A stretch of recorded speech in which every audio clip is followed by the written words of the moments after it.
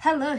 So today's video is gagawa tayo ng siomai. Kasi nag-crave ako ng siomai these days. Mahal bumili. So, I always make my own food pag kaya namang gawin. So, ayan. Meron tayong wonton wrapper here.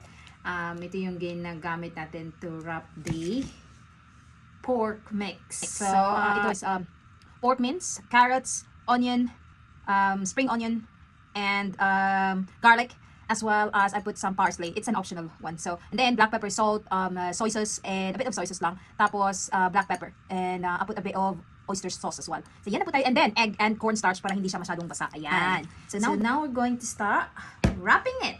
Now, let's open this one. As much as I can talaga, ako nagluluto talaga ako gumagawa pag may nagka-crave ako. So, alam mo naman dito, sobrang mahal. So, ito yun siya sa loob. Ayan, separate na siya, which is a good thing. Ayan, kuha lang tayong isa, like this. Okay? And we're going to put a scoop of, like this. Oh no, it's usually, you do it like this. Non-expert. But, it's like that.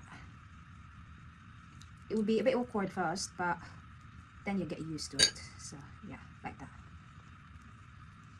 So they say push it, guys. If you don't know how to make or make this one, YouTube is your friend.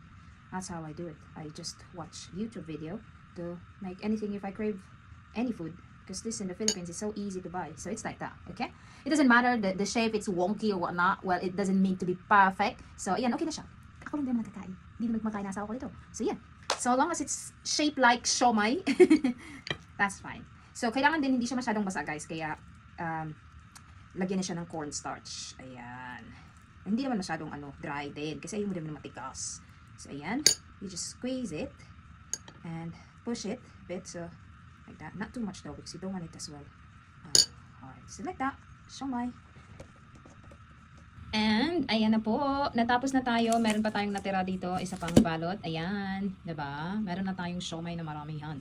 Hindi tipid. Lagay ko siya sa freezer. Tapos, ayan.